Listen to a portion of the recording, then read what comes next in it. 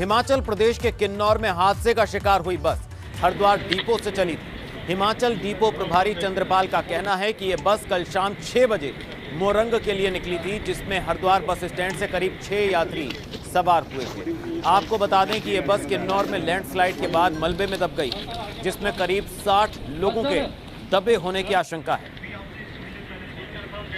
तो हिमाचल में बस हादसे का शिकार हुई। तो जो जानकारी मिल रही है, हरिद्वार से चली थी ये बस, जिसमें हरिद्वार से 6 यात्री सवार हुए थे। तो फिलहाल 60 लोगों के हादसे में दबे होने की आशंका है। 6 बजे यहाँ से बस निकली है हरिद्वार से मोरंग के लिए, और उसमें 6-7 सवारी थी सिर्फ। उसका सूचना मिल रही है कि वो गाड़ी आगे मलबे में, पहाड़ी आने से मलबे में दब गई। अभी आधिकारिक जानकारी कोई नहीं है हमारे पास कि उस गाड़ी में कितने वो पैसेंजर थे, क्या कोई जान माल का नुकसान हुआ या नहीं हुआ। अभी कोई इसके बारे में कोई ज़्यादा इन्फॉर्मेशन हमारे पास नहीं है।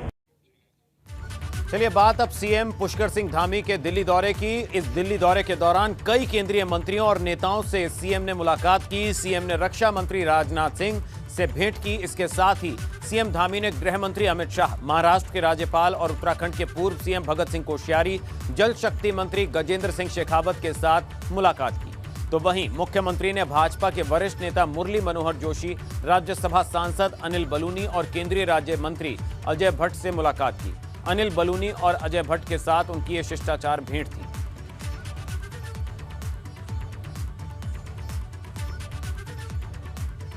तो सीएम पुष्कर सिंह धामी ने दिल्ली दौरे के दौरान गृह मंत्री अमित शाह से मुलाकात की। मुलाकात के दौरान कई अहम मसलों पर बातचीत हुई। इस दौरान उत्तराखंड के राजनीतिक हालात, संगठनात्मक स्थिति, केंद्र की योजनाओं का लोगों को मिल रहे लाभ और विकास कामों पर चर्चा हुई।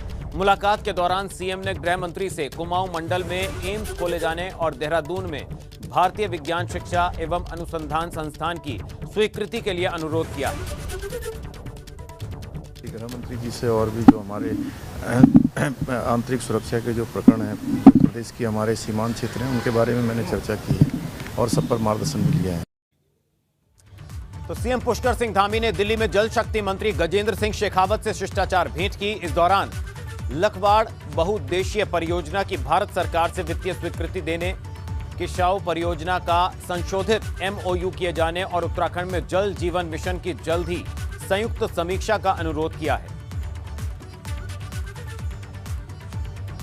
बहुत सारी जो योजनाएं हैं हमारी केंद्र पोषित प्रदेश के अंदर चल रही हैं, उन योजनाओं को मैं व्यक्तिगत रूप से मिलकर और ज़्यादा उसकी थोड़ा तेज़ी से उस पर काम हो, तेज़ी से यहाँ से धनावंटन हो, उसके लिए मैं विभिन्न मंत्रालयों में मिला हूँ, विभिन्न भारत सरकार के मंत्रीगणों से मिला हूँ। मैंने अनुरोध किया है, उसमें बहुत सारे, जैसे हमारे यहाँ पर एक टनकपुर से बागेश्वर रेल लाइन की जो सर्वे का काम होना है, उसके लिए मैंने अनुरोध किया है। साथ में एक टनल बननी है। जल जीवन मिशन में बहुत सारे गाँव में लघु सिंचाई किसान उसके माध्यम से काम होना है, उसके संबंध में मिला हूँ। सीएम पुष्कर सिंह धामी ने दिल्ली दौरे के दौरान रक्षा मंत्री राजनाथ सिंह से मुलाकात की। इस दौरान सामरिक महत्व को देखते हुए Tanakpur Bageshwar rail line broad gauge को मंजूरी के लिए बातचीत हुई। सीएम ने इस रेल लाइन को लेकर रक्षा मंत्रालय के स्तर से भी संस्तुति को करने का अनुरोध किया है।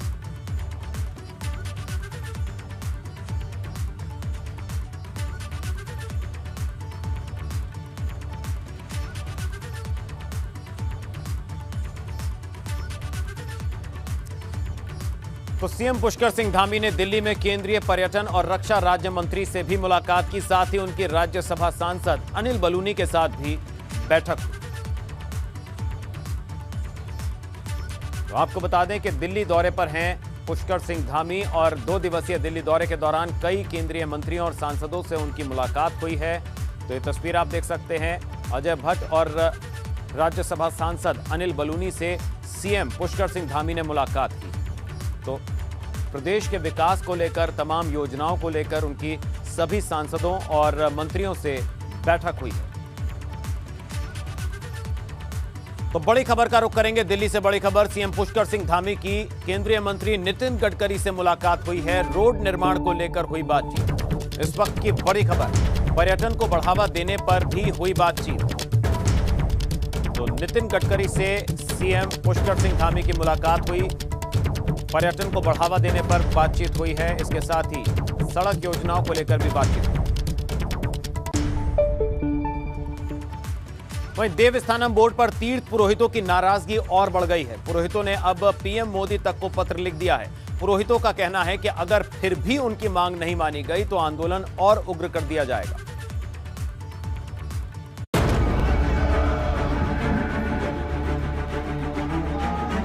देवस्थानम बोर्ड के खिलाफ तीर्थ पुरोहितों का आंदोलन अब और उग्र होता जा रहा है। नाराजगी अब इस कदर बढ़ गई कि पुरोहितों ने अब पीएम मोदी को पत्र लिखा।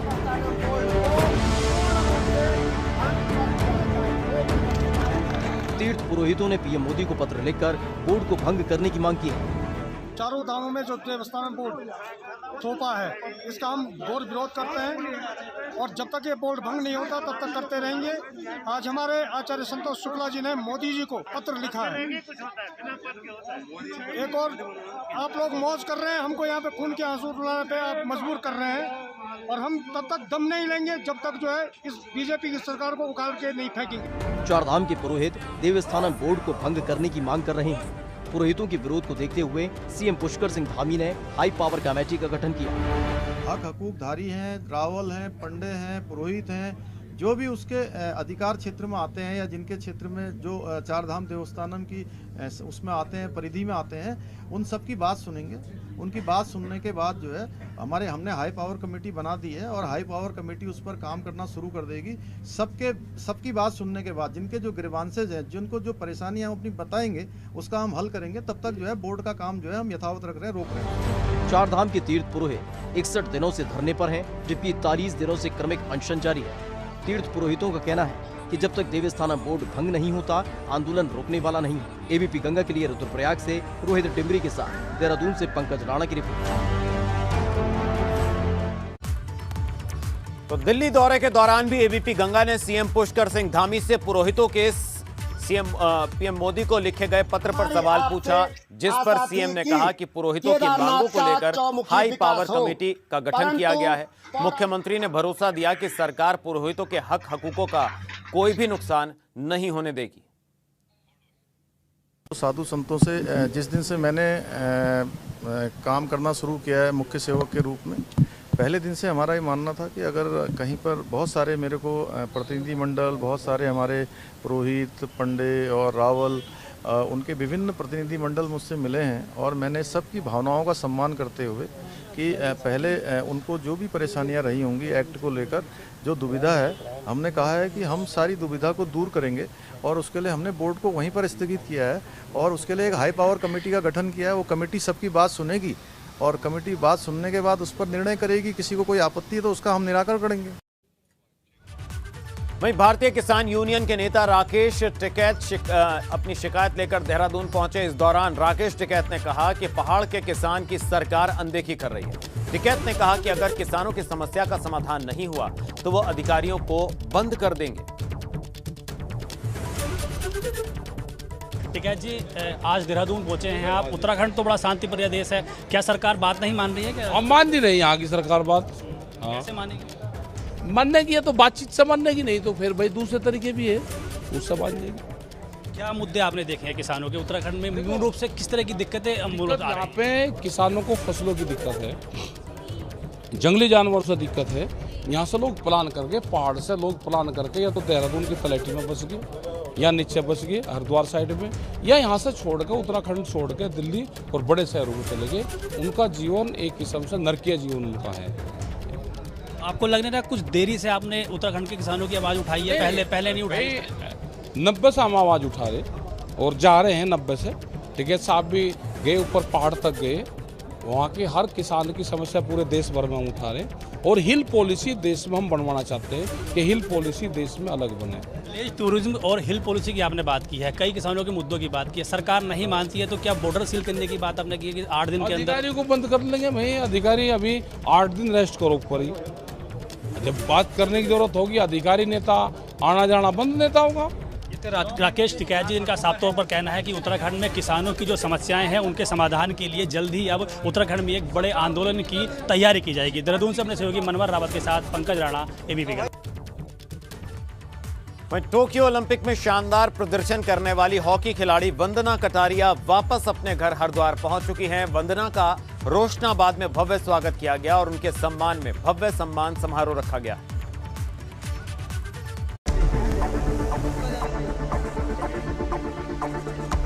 आज देवभूमि की बेटी वतन का नाम रोशन कर अपनी सरजमीं पर लौटी है, इसलिए हर कोई इसके स्वागत में उमड़ा है। जिंदाबाद, देश की बेटी जिंदाबाद, वंदना कटारिया ने टोक्यो ओलंपिक में वो प्रदर्शन किया जिससे उत्तराखंड के साथ ही देश का नाम भी रोशन हो गया।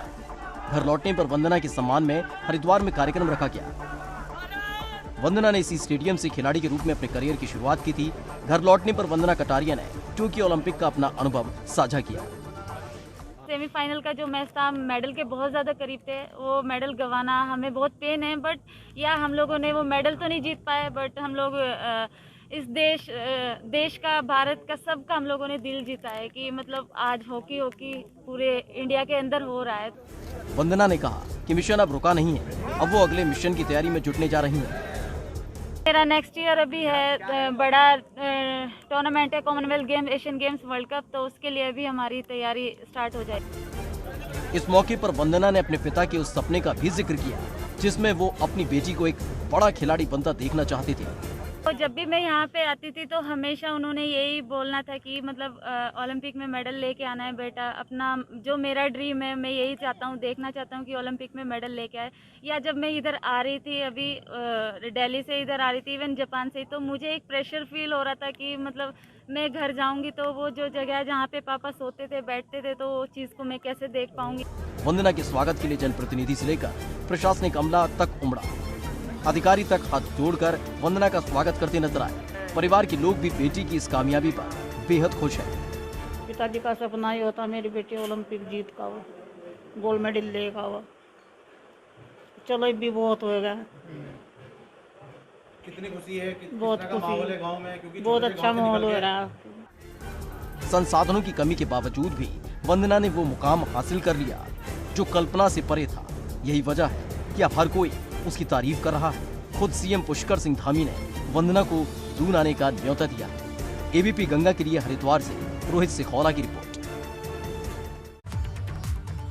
देहरादून में भी महिला हॉकी टीम की स्टार खिलाड़ी वंदना कटारिया का स्वागत हुआ। वंदना कटारिया को देहरादून की एक यूनिवर्सिटी ने प्रोत्साहन के रूप में 11 लाख का चेक सौंपा।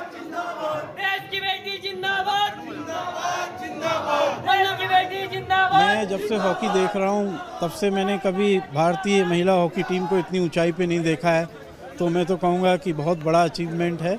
और जिस तरह से उन्होंने वहाँ हैट्रिक भी मारी गोलों की, जिसकी वजह से ही हम क्वार्टर फाइनल और फिर सेमीफाइनल में पहुँचे, और सेमीफाइनल में भी उन्होंने एक फील्ड गोल किया, तो बहुत बड़ा अचीवमेंट है।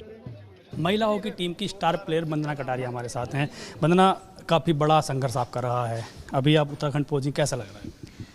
बहुत अच्छा लग रहा है। एक्चुअली मैंने सोचा नहीं था कि मतलब इतना ज़्यादा मेरा सम्मान होगा कि, लेकिन या हम लोग जब क्वार्टर फाइनल में पहुंचे थे तभी हमें लगा था कि हम लोग मतलब इंडिया में हॉकी बहुत ऊपर जा चुकी है। तो सेमीफाइनल के दिन था कि हम लोग जैसे मेडल के बहुत ज़्यादा क्लोज थे, तो वो पेन है कि हम लोग मतलब जो सेमीफाइनल का मैच था उसके बाद से जो हॉकी एक ऊपर गई है, तो उससे या काफ़ी अच्छा। उत्तराखंड में जो सम्मान आपको मिल रहा है, चाहे हम ग्राफिक यूनिवर्सिटी बात करें सरकार की, क्या उम्मीद है कि ठीक है इससे अच्छा खिलाड़ी को सम्मान मिलना चाहिए? बहुत अच्छा लग रहा है। इन्होंने काफ़ी मतलब जो ग्राफिक यूनिवर्सिटी है इन्होंने भी काफ़ी मतलब अच्छे से सम्मान किया, और जो हमारे उत्तराखंड के जो सीएम हैं उन्होंने मतलब जो पॉलिसी बनाई है स्पोर्ट्स के लिए वो काफ़ी अच्छी है। तो मतलब आने वाले टाइम में जो उत्तराखंड से प्लेयर है वो और ज़्यादा निकलेंगे। अभी क्या प्लान है आगे का, क्या करने जा रहे हैं? क्या अपने खिलाड़ी और खेल को और अच्छी तरह से बेहतर करने की कोशिश करेंगे? क्या रहेगा आगे? अभी नेक्स्ट ईयर बहुत इंपॉर्टेंट है, तो उसके लिए तैयारी करनी है। Asian games, Commonwealth game, world cup, तो उसकी तैयारी है बस। आगे तो अभी फर्स्ट। यस। अच्छा, एक और सवाल है कि महिला सशक्तिकरण और बाल विकास का आपको उत्तराखंड का एम्बेसडर बनाया गया है। महिला के नाते जो खिलाड़ी हैं, चाहे कोई महिला है, उसकी बातों किस तरह से आप आगे रखेंगे? अभी इतना तो मुझे भी मतलब इसकी नॉलेज नहीं है, तो या थोड़ा जब मेरे को इसका थोड़ा नॉलेज होगा पता चलेगा तो मैं। आप तैयार है ना ब्रांड एम्बेसडर बनने के लिए? मैं तैयार हूँ तो ये थी बंदला कटारिया, महिला हॉकी टीम की स्टार प्लेयर, जिन्होंने कहा है कि वो उत्तराखंड की महिला सशक्तिकरण के रूप में या महिलाओं की बातों को बड़े अच्छी तरह से आगे रखेंगी और उनका जो एम होगा वो आने वाले खेलों को लेकर बेहतर प्रदर्शन के रूप में देखेंगी। वो देहरादून से अपने सहयोगी क्रिस्टोफर लॉरेंस के साथ पंकज राणा, एबीपी गंगा। वहीं तीलू रौतेली के जन्मदिवस पर महिलाओं को दिए गए पुरस्कार में 2 महिलाओं ने पुरस्कार को वापस लौटा दिया है। दरअसल स्वयं सहायता समूह चलाने वाली 2 महिलाओं का कहना है कि जिस कार्य के लिए राज्य सरकार ने उन्हें ये पुरस्कार देकर सम्मानित किया है, वही काम आज उनसे छीना जा रहा है। अवार्ड वापस करने सीएम के पास गई दोनों महिलाएं विकासनगर और सहसपुर में स्वयं सहायता समूह चलाती हैं। महिलाएं, लाखों महिलाएं इसकी पैकेजिंग कर रही हैं, तो इसका एक टेंडर प्रक्रिया शुरू हो गया। तो टेंडर छूटा तो हम लोगों ने देखा तो बहुत दुख हुआ कि टेंडर की योजना है कि वो करोड़पति उस टेंडर को भर सकते हैं, हम उस टेंडर को भर नहीं सकते, तो हमारी महिलाएं बेरोजगार हो जाएंगी। तो एक तरफ तो सरकार कह रही है कि हम महिला सशक्तिकरण के लिए पुरस्कार दे रहे हैं, दूसरी तरफ हमारी महिलाओं को बेरोजगार करने जा रही है, तो हमने क्या करना है ऐसे पुरस्कार का। तो टिहरी में तोता घाटी के पास बद्रीनाथ हाईवे पर सफर करना किसी चुनौती से कम नहीं है। हाईवे पर आए दिन मलबा गिर रहा है, जिस वजह से प्रशासन ने फिलहाल वैकल्पिक मार्ग से आवाजाही शुरू करवाई।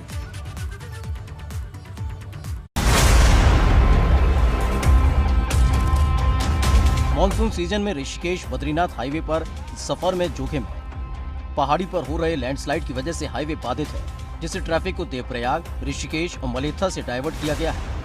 राष्ट्रीय राजमार्ग 58 ऋषिकेश से श्रीनगर के बीच में तोता घाटी के पास भारी बोल्डर्स और मलबा आने से अवरुद्ध हो गया था। निरंतर इसमें भारी बोल्डर्स और मलबा गिरने की वजह से जो है इसको सुचारू करने में काफ़ी कठिनाई आ रही है। हालांकि वहाँ पे लगातार मशीनरी कार्य कर रही है। हाईवे पर ऐसे कई खतरनाक लैंडस्लाइड जोन बन गए हैं, जिनसे आए दिन मलबा गिरता रहता है। जेसीबी से मलबा साफ तो किया जा रहा है, मगर बार बार दरकते पहाड़ राहगीरों के साथ प्रशासन की भी मुश्किलें बढ़ा रहे हैं। तोता घाटी में ऑल वेदर रोड की कटिंग का काम हो रहा है, जिससे पहाड़ियां कमजोर हो गई हैं। जरा सी बारिश होती है कि पहाड़ियां दरकने लगती हैं। एनएच ने मलबा हटाने के लिए हाईवे के दोनों ओर 2 जेसीबी मशीनें लगाई। हाईवे बाधित होने से देवप्रयाग के लोगों को ऋषिकेश और श्रीनगर जाने में दिक्कतों का सामना करना पड़ रहा है। एबीपी गंगा के लिए टिहरी से अंकित मित्तल की रिपोर्ट। वहीं पौड़ी में एबीपी गंगा की खबर का बहुत बड़ा असर हुआ है। पार्किंग में अवैध रूप से बनाए गए रेस्टोरेंट को हटाने के निर्देश दिए गए हैं। दरअसल पार्किंग के लिए अलॉट की गई जगह पर अवैध रूप से एक रेस्टोरेंट का निर्माण कर लिया गया था और इस खबर को एबीपी गंगा ने प्रमुखता से दिखाया था, जिस पर डीएम ने संज्ञान लिया है और नगर पालिका को रेस्टोरेंट हटवाने के निर्देश दिए हैं। रामलीला के पास में कुछ पार्किंग का निर्माण किया गया था। वहाँ पे किसी व्यक्ति द्वारा जो है अपना फड स्टॉल लगाया गया है, जो कि पार्किंग में लगाया गया स्टॉल जो होगा वो अवैध श्रेणी में आएगा। तो इस तरीके से अवैध कब्जा करने वाले व्यक्ति को नगर पालिका के द्वारा नोटिस दिया जाना उचित रहेगा। अगर नगर पालिका के माध्यम से कोई कार्रवाई नहीं की जाती है, संबंधित प्रकरण में जाँच करा। वहीं एसएसपी नैनीताल प्रीति प्रियदर्शनी ने अपराध की समीक्षा बैठक ली। इस दौरान कई मामलों में कार्रवाई में देरी को लेकर जांच अधिकारी से जवाब तलब किया गया। एसएसपी का कहना है कि जल्द ही पेंडिंग चल रहे मामलों का निपटारा किया जाएगा और इसके साथ ही त्योहार के सीजन पर चौकसी बढ़ाने के निर्देश भी दिए गए।